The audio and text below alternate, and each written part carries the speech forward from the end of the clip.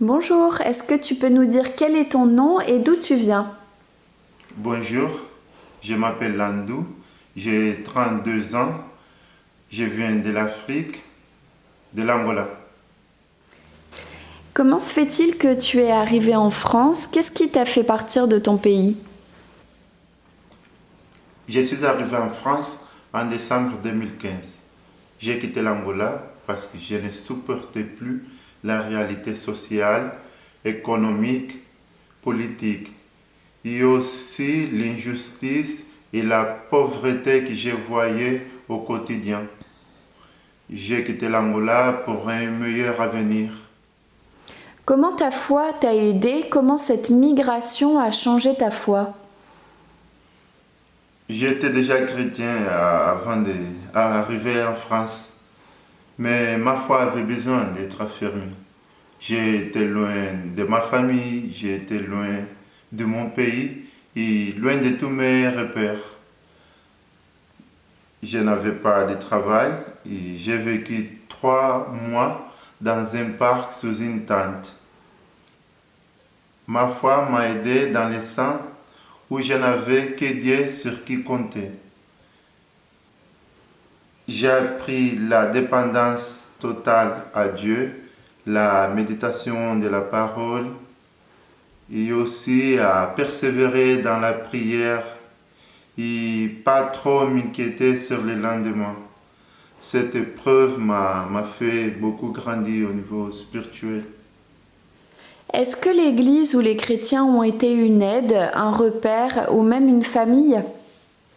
Oui, j'ai été berger par un frère en Christ pendant 1 an et demi et j'ai eu beaucoup d'aide et soutien de l'Église. Qu'est-ce que tu pourrais proposer pour que les églises et les chrétiens soient un signe de l'amour de Dieu pour ceux qui vivent cette migration actuellement en France et en particulier dans cette période de crise sanitaire? Je pense qu'on peut accueillir, inviter pour un repas, proposer des cours de français, proposer aussi des ateliers sur la culture française ou sur le pays d'origine. Je pense aussi qu'on peut prier pour les migrants et aussi la lecture de la Bible, proposer des lectures de la Bible, prier pour les immigrants et que Dieu donne la sagesse comment annoncer l'évangile à ces migrants. Est-ce que tu peux nous raconter une anecdote à ton arrivée en France? Oui, j'ai peux. Ma langue maternelle, c'est le portugais. Et quand je suis arrivé en France, je ne parlais pas bien le français. Donc j'ai prié et j'ai lisé la Bible en portugais. Mais j'avais du mal à prier en français. Après quelque temps, j'ai commencé à prier en français. Mais chaque fois que j'ai prié en français, je n'arrivais pas à dormir. J'étais obligé de reprier en portugais pour arriver à dormir.